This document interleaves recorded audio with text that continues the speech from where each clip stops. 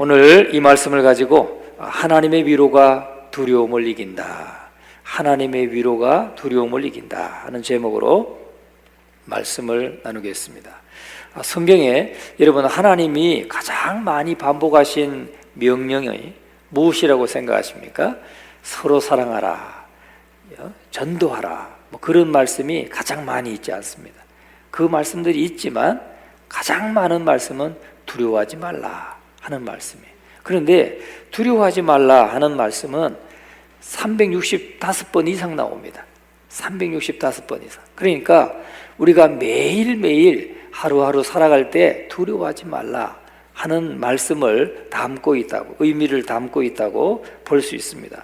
그런데 왜 하나님은 그토록 우리에게 두려워하지 말라고 명령을 자주 하시는 것일까요?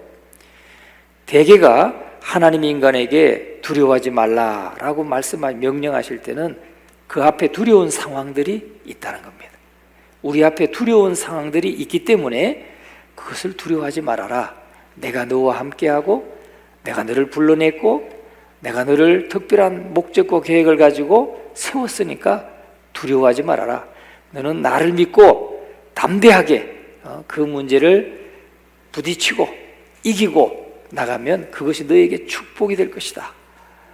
그래서 너희 앞에 분명히 두려워할 상황이 있지만은 너를 부르고 너를 세운 나를 믿고 두려워하지 말라는 말씀이에요. 그러니까 오늘 저와 여러분 이 두려움이 우리가 그렇게 두려움에 도전해서 이겼을 때 받게 될 축복들을 가로막는 요소이기 때문에 두려워하지 말라는 것입니다. 우리가 그래서 하나님은 그토록 자주 두려워하지 말라라고 명령하시는 것입니다. 두려움은 삶의 기쁨을 앗아갑니다. 두려움이 체질화된 것이 바로 걱정이고 근심이라는 거죠. 이 두려움이 체질화되면 늘 그냥 걱정하고 염려하고 근심하고 더 근심한다는 거예요. 근데 여러분 그냥 축복을 누리는 사람은, 그냥 기쁨을 누리는 사람은 두려워하지 않아요. 두려워하지 않아요. 두려움이라고 하는 것이 바로 이 생각이 염려하는 것이잖아요. 염려는 생각이 자꾸 나눠지는 거예요. 생각이. 그냥 단순한 사람은 뭐예요? 그냥 못 믿어도 고. 그럼 가면 되는데 이 염려하는 사람, 두려워하는 사람은 자꾸 이렇게 하면 이렇게 되지 않을까? 이렇게 되지 않을까? 막 생각이 나누어지고 마음이 나누어지고 하나가 안 되는 거예요. 두려움이라고 그래요. 그래서 마음속에는 전쟁터처럼 덜 불안하고 두근두근하고 조마조마하고 그렇게 된다는 거죠. 믿음 생활을 오래 한 사람들은 그러면 두려움과 이 두려움에서 자유할 것 같은데 그럴까요? 참으로 그럴까요? 그렇지 않다는 거예요. 믿음 생활을 오래 했다 할지라도 이 두려움에 자꾸 빠질 수 있다는 거죠. 이사야서 51장 1절의 말씀에 보면 오늘 1절 의를 따르며 여호와를 찾아 구하는 너희는 내게 들을지어다. 너희를 떠낸 반석과 너희를 파는 우묵한 구더기를 생각하여 보라 그랬는데 의를 따르며 여호와를 찾는 너희, 의를 따르며, 다시 말하면 이 불순종했던 대부분의 이스라엘 백성들이 아니라 하나님을 찾으려고 하는 순종의 자녀들에게 지금 말씀하고 있다는 거예요. 오늘 이 이사야서 51장의 말씀이 하나님의 말씀을 따르고 정말 순종하려고 하고 하나님을 찾는 사람들, 그 소수의 경건한 이스라엘 백성들을 향한 말씀이라는 말인 거예요. 그러니까 두려워하지 말라 지금 말씀하고 하나님이 내가 너를 위로한다 말씀하시는데 그 대상이 누구냐? 하나님의 의를 따르고자 하고 여호와를 찾는 사람, 정말 믿음으로 살고자 하는 사람에게 지금 하고 있다는 것입니다. 그래서 오늘 이 본문 내용을 보면 믿음 좋은 사람들에게 두려워하지 말라고 거듭 말씀하고 있다는 것입니다. 아무리 믿음 좋은 사람들이라 해도 상황이 너무 힘들면 두려움에 짓눌리게 되어 있다는 것입니다. 그 당시 이스라엘 사람들이 처한 상황은 그럴 수밖에 없었어요. 왜냐하면 최강대국 바벨론이 무서운 힘으로 그들을 압박하고 그들을 포로로 잡아가서 기약 없이 계속되는 이 포로 생활로 그들이 지쳐 있었기 때문에 그런 말씀을 하고 있는 것입니다. 적은 막강해요. 바벨론, 그 당시에 바벨론 예루살렘을 그냥 완전히 초토화시키고 예루살렘 다 함락시키고 똑똑한 사람들 다 포로로 잡아가고 남아있는 사람은 배운 것도 없고 가진 것도 없고 그런 사람들만 남아가지고 그저 농사하고 그냥 목축하고 그렇게 살아가던 때인 것입니다. 하나님은 신실한 믿음의 사람들이 세상에 위축되어 있는 것을 알고 계셨어요. 그래서 특별한 메시지로 위로하고 격려하시려는 것입니다. 하나님은 이스라엘 백성들에게 너희 과거사를 한번 살펴보라 그렇게 말씀하시는 거예요. 1절에 보니까 너희는 내게 들을지어다 너희를 떠낸 반석과 너희를 파낸 우묵한 구덩이를 생각하여 보라. 이건 너희의 과거를 생각해 봐라 이 말이에요. 다시 말하면 여기서 너희를 떠낸 반석이라고 하는 것은 이스라엘의 조상인 아브라함을 가리켜요. 아브라함. 그리고 너희를 파낸 우묵한 구덩이를 생각해 봐라. 다시 말하면 이스라엘을 생산한 사라를 말씀하고 있는 것입니다. 그래서 다시 말하면 너희의 조상 아브라함과 너희의 그 열국의 어미 되는 사라를 생각해 봐라. 그들이 어떻게 내가 그들을 불렀을 때 아브라함은 혼자였느니라. 혼자였다.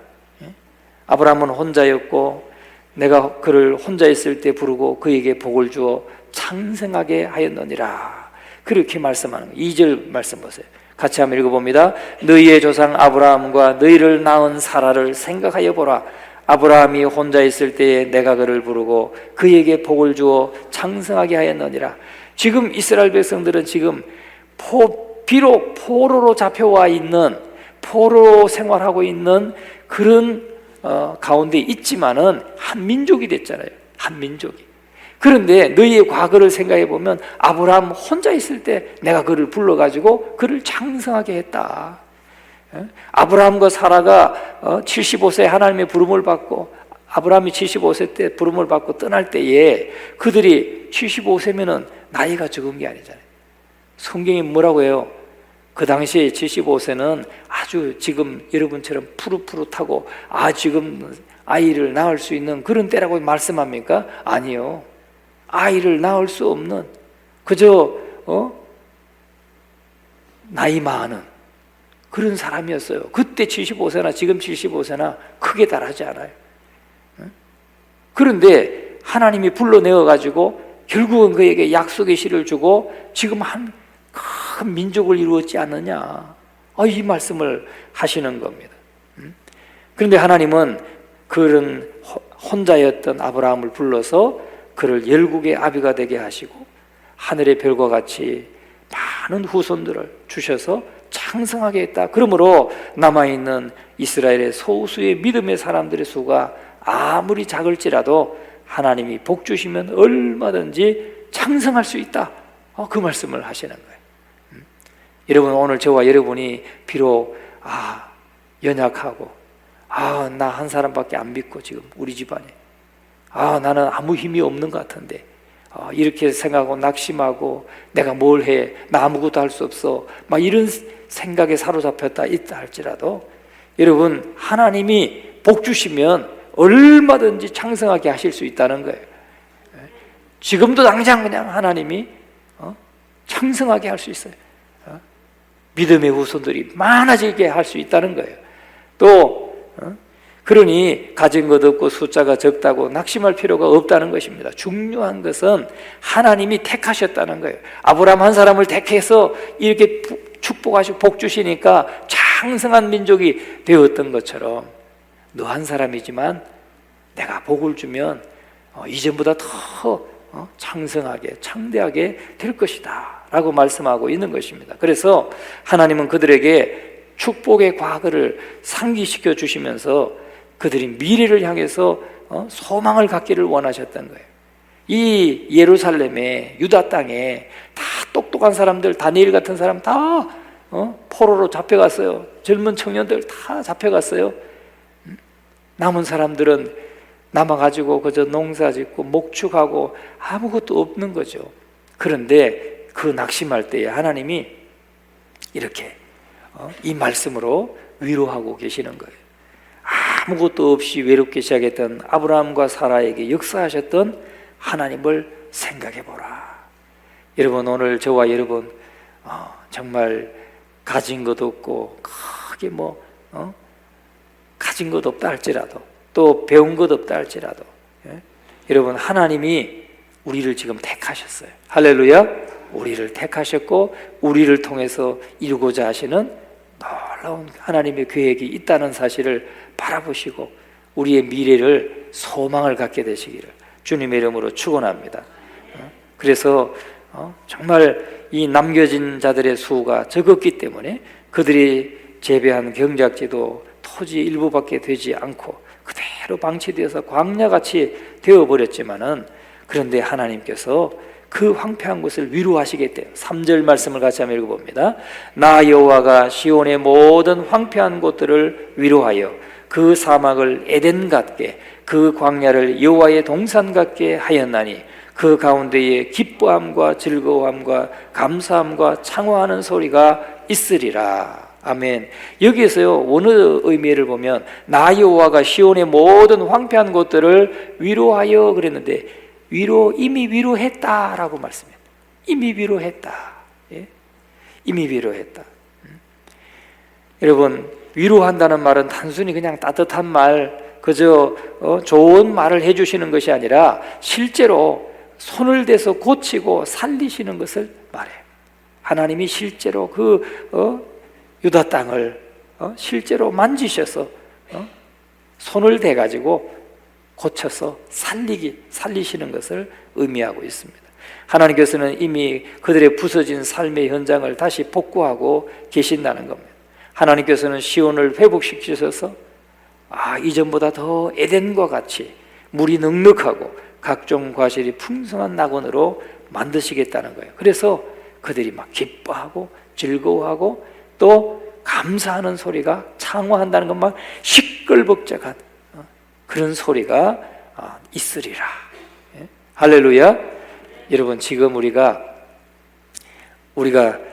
때로는 나의 형편, 나의 처지 이런 것 때문에 낙심하고 두려워하고 그럴 수 있지만, 그러나 주님께서 우리를 부르신 목적은 우리가 하나님 안에서 진정으로 두려움을 다 떨쳐버리고 미래의 소망을 가지고 나아가는 것입니다.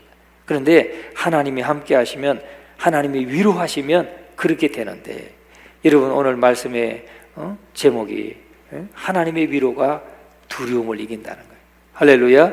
오늘 이 아침에 하나님의 위로가 저와 여러분에게 부어지기를 간절히 축원합니다. 내가 너를 손을 대서 만지고 다 살리겠다, 살렸다, 이미 고치고 살렸다 라고 하는 이 말씀이 우리를 살리게 되고 두려움을 다 이겨내게 하시기를 간절히 축원합니다. 그러면 어떻게 해야 우리의 삶이 두려움을 이겨낼 수가 있겠습니까? 첫째는 말씀을 붙잡아야 두려움이 사라진다는 거예요. 말씀을 붙잡아야 두려움이 사라진다. 그래서 1절 말씀에 보면은 의를 따르며 여호와를 찾아 구하는 너희는 내게 들을지어다. 내게 들을지어다. 주의 말씀을 들어야 됩니다. 하나님의 말씀을 들을 때 두려움이 사라지는 거예요. 할렐루야. 여러분, 많은 염려가 있고 많은 근심이 있고 나를 막 불안케 할 때, 여러분, 하나님의 말씀에 우리의 시선을 고정할 수 있기를 간절히 축원합니다. 왜냐하면 이스라엘 백성들이 적은 강해요. 바벨론은 강해가지고 그냥 파죽지세로 유다 땅을 다 집어삼키는데, 적은 크고 강한데 우리는 너무나 작고 약하고 숫자도 적을 때 위축되고 외롭고 힘듭니다. 그러나 그럴 때일수록 하나님의 사람들은 상황을 보지 말고 그 무엇보다도 하나님의 말씀을 붙잡아야 된다. 할렐루야. 여러분, 하나님의 말씀을 붙잡을 수 있기를 간절히 바랍니다. 내 백성이여 내게 주의하라. 자, 4절 말씀을 같이 한번 읽어봅니다. 내 백성이여 내게 주의하라. 내 나라여 내게 귀를 기울이라. 이는 율법이 내게서부터 나갈 것임이라. 내가 내 공의를 만민의 빛으로 세우리라. 내 백성이여 내게 주의하라. 이 말은 귀를 바짝 기울이고 하나님의 말씀을 들으라는 거예요. 귀를 바짝 기울이고 하나님의 말씀을 들으라. 내 백성이니까, 하나님의 백성이니까, 내 나라니까, 하나님의 나라니까 다른 누구의 말도 듣지 말고 내 말을 들어라. 그래서 우리가 하나님의 말씀에 귀 기울이고 하나님의 말씀을 붙잡을 때 두려움을 이기게 된다. 두려움은 사라진다 하는 것을 여러분 확신하시기를 주의 이름으로 축원합니다. 그래서 말씀은 하나님으로부터 직접 흘러나오는 하나님의 선물인 것이고, 말씀이 바로 우리의 살 길인 것입니다. 하나님께서는 말씀을 통해서 이스라엘을 포함한 천하 만민을 구원하실 것이라고 말씀하고 있습니다. 7절 말씀을 같이 한번 읽어봅니다. 의를 아는 자들아, 마음에 내 율법이 있는 백성들아, 너희는 내게 듣고 그들의 비방을 두려워하지 말라. 그들의 비방에 놀라지 말라. 여러분, 여기에 뭐라고 말씀해요? 의를 아는 자들아, 의를 아는 사람, 예수 그리스도를 믿어서 의롭다함을 받은 사람들은, 저와 여러분은 의를 아는 사람이에요. 의를 아는 사람인데, 마음에 내 율법이 있는 백성들아. 율법을 우리가 책으로만 갖고 다니고, 책으로만 갖고 다니면 안 읽으면 아무 소용없잖아요. 내가 모르잖아요. 그런데 말씀을 자꾸 읽고 계속 묵상하고 읽고 해서 많이 내 마음에 담으면, 아니 말씀 없어도 주님이 말씀하시는 그 내게 기록된 마음의 율법이 있는 사람들이잖아요. 그렇죠? 오늘 저와 여러분이 마음의 율법이 있어야 돼요. 할렐루야. 그래야 너희가 마음에 쌓은 선에서 선을 내고, 선한 것을 내고, 네가 마음에 쌓은 악에서 악한 것을 낸다고 그랬잖아요. 내게 자꾸 마음에 쌓은 대로 우리가 행동하게 되고 살게 되는 것입니다. 하나님의 말씀을 자꾸 읽고 말씀을 담으면 내가 하나님의 말씀대로 살게 되는 거예요. 그래서 의를 아는 자들아, 마음에 내 율법이 있는 백성들은 하나님의 계획과 뜻을 알고 그것을 마음에 새겨 순종하는 백성을 말하는 것입니다.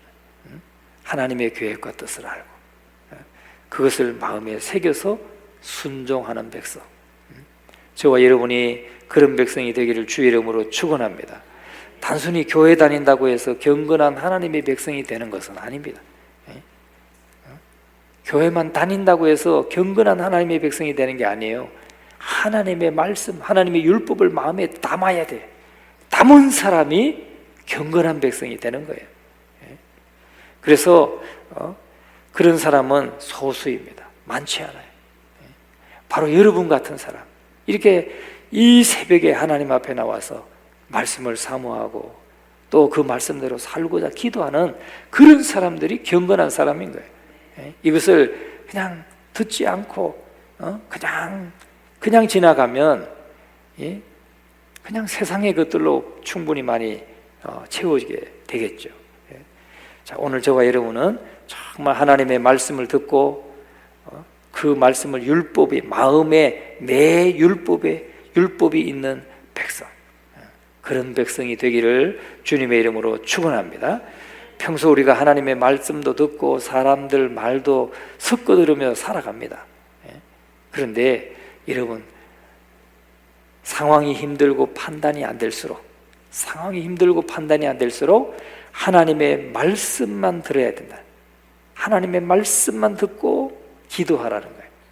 상황이 힘들고 어려울수록 사람 말 들어봐야 이 사람 이런 말하고 저 사람 저런 말하면 이건 갈피를 잡을 수 없는 거예요. 그러나 하나님의 말씀을 계속 읽으면서 기도를 하시는 거예요. 하나님의 뜻이 어디 있는지, 하나님의 뜻이 무엇인지를 찾고 기도하면 하나님이 하나님의 뜻을 착 알려주시는 거예요. 그래서 작은 일에 두려워하거나 놀라게 되지 않게 되는 것입니다. 그래서 우리가 힘들수록 무조건 성경을 많이 읽으면서 하나님께 집중하고 기도하면 하나님이 말씀 속에서 깨닫게 해주신다. 할렐루야. 말씀을 붙잡으면 모든 두려움이 사라진다. 두 번째는 어떻게 할 때 두려움이 사라질까요? 하나님께 시선을 고정해야 두려움이 사라진다. 하나님께 시선을 고정해야 두려움이 사라지는 것입니다. 오늘 12절 말씀 같이 한번 읽어봅니다. 이르시되 너희를 위로하는 자는 나 곧 나이니라. 너는 어떠한 자이기에 죽을 사람을 두려워하며 풀같이 될 사람의 아들을 두려워하느냐. 예? 여러분 여기 뭐라고 그래요? 너희를 위로하는 자는 나다 나이니라. 이렇게 말씀해요. 너희를 위로하는 자는 오직 하나님이시라는 거예요. 너는 어떤 자이기에 죽을 사람을 두려워하느냐. 그 바벨론이 아무리 강력하고 숫자가 많고 정말 우리가 상대할 수 없는 그런 사람들이라 할지라도 그들은 죽을 사람이라는 거예요. 죽을 사람. 그리고 풀같이 될 사람이에요. 풀은 여름에는 무성하잖아요. 그런데 가을이 되면 다 시들잖아요. 겨울이 되면 그냥 뭐 어디 푹 죽어가지고 없잖아요. 다음에 다시 나야 돼. 예? 그런 것처럼 사람은 말이죠. 그러니까 사람 두려워하지 말아라 이 말이에요. 사람은 그가 아무리 힘 있고 권력 있고 뭐 그렇다 할지라도 그 사람 죽을 사람이라. 예? 그리고 풀 같은 사람이라는 거예요. 그런 사람 두려워하지 말아라. 예? 너는 그 환경, 너를 엄습하고 너를 짓누르고 있는 그 환경과 문제와 그 어려움보다도 더 크신 하나님께 시선을 고정하라는 겁니다. 시선을 하나님만 보라는 거예요. 그래서 내가 너를 위로하는 자다라고 말씀해요. 두 번씩이나 거듭 말씀하고 있는 것입니다. 내가 너를 위로한다. 3절에도 위로한다고 그랬죠? 이미 위로했다고 그랬죠? 또 12절에도 또 너희를 위로하는 자는 누구라고요? 나다. 사람이 아니고 나다라고 말씀하는 거예요. 그러니까 오늘 저와 여러분은 보이지 않는 하나님께 우리가 집중하고 기도하면서 하나님의 음성 듣기를 집중하는 사람에게 하나님의 위로가 임한다는 것을 여러분 확신할 수 있기를 주님의 이름으로 축원합니다. 13절 말씀을 같이 한번 읽어봅니다. 하늘을 펴고 땅의 기초를 정하고 너를 지은 자 여호와를 어찌하여 잊어버렸느냐. 너를 멸하려고 준비하는 저 학대자의 분노를 어찌하여 항상 종일 두려워하느냐. 학대자의 분노가 어디 있느냐. 여러분 지금 이 이스라엘 백성들은 지금 학대자가 눈에 보여요. 두려워요. 그런데 하나님은 말씀하시는 거예요. 어찌하여 너를 지은 자는 하늘을 펴고 땅의 기초를 정하고 너를 지은 여호와를 어찌하여 잊어버렸느냐. 그러니까 왜 하나님의 앞에 시선을 고정하지 않고 그 하나님을 잊어버리고 어찌하여 그 사람을 두려워하고 그렇게 불안에 떠느냐. 너를 멸하려고 준비하는 저 학대자의 분노를 어찌하여 항상 종일 두려워하느냐. 학대자의 분노가 어디 있느냐? 지금 이스라엘 백성들은 그 학대자의 분노를 보고 지금 두려워하는데 하나님은 야, 그 학대자의 분노가 어디 있느냐? 어디 있느냐? 어디 보이냐? 내 눈에는 안 보이는데 그 말씀을 하시는 거예요. 이 말씀은 영적으로 야, 그들보다 더 센 내가 있지 않느냐? 너 뒤에는 내가 있지 않느냐? 그 말씀이에요.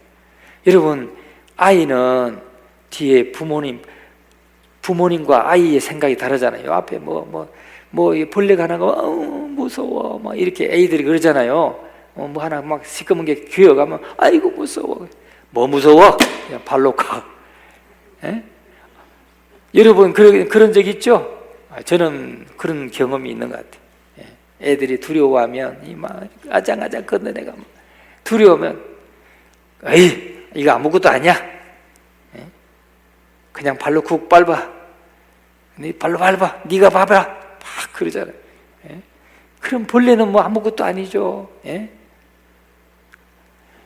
그와 같은 상황을 말씀하고 있는 것입니다. 하나님께서는 바벨론보다 더 큰 하나님의 위대하심을 묵상하라는 것입니다. 할렐루야. 내 문제보다도 내 건강의 문제, 내 경제적인 문제, 또 여러 가지 내가 어찌할 수 없는 그 어려운 문제를 할지라도 그것보다 더 크신 하나님이 내 뒤에서 나를 지금 격려하시고 나를 붙드시고 나를 위로하시고 계시다. 그 하나님을 바라보 시선을 고정하기를 주의 이름으로 축원합니다. 베드로가 말이죠, 주님이 막 물 위를 걸어오실 때, 갈릴리 바다를 걸어오실 때 베드로가 주님이라는 소식을 듣고 주여 저를 물 위로 오라 하소서 그랬더니 와라 그랬더니 주님을 바라볼 때 그가 물 위를 걸었다고 했잖아요. 물 위를 걸었는데 바람 소리와 그 풍랑을 보면서 빠져들어가는지라. 그러니까 주님을 보지 않고 환경을 보게 될 때 두려우게 되고 두려움에 사로잡히게 된다는 거예요. 우리는 하나님께 시선을 고정할 때 두려움이 사라진다는 것을 바라보시기를 확신하시기를 주의 이름으로 축원합니다. 그 다음에 마지막으로 간절히 기도할 때 두려움이 사라지는 거예요. 간절히 기도할 때 두려움이 사라진다. 우리 9절 말씀을 한번 읽어봅니다. 여호와의 팔이여 깨소서 능력을 베푸소서 옛날 옛시대에 깨신 것 같이 하소서. 아멘. 자, 여러분 여기 보세요. 지금 하나님이 어디 주무십니까? 하나님은 주무시지 않는다고 그랬어요. 하나님은 주무시지도 않고 졸지도 아니하시고 그냥 밤낮이 없으신 분이에요. 그런데 여기에 지금 여호와의 팔이여 깨소서.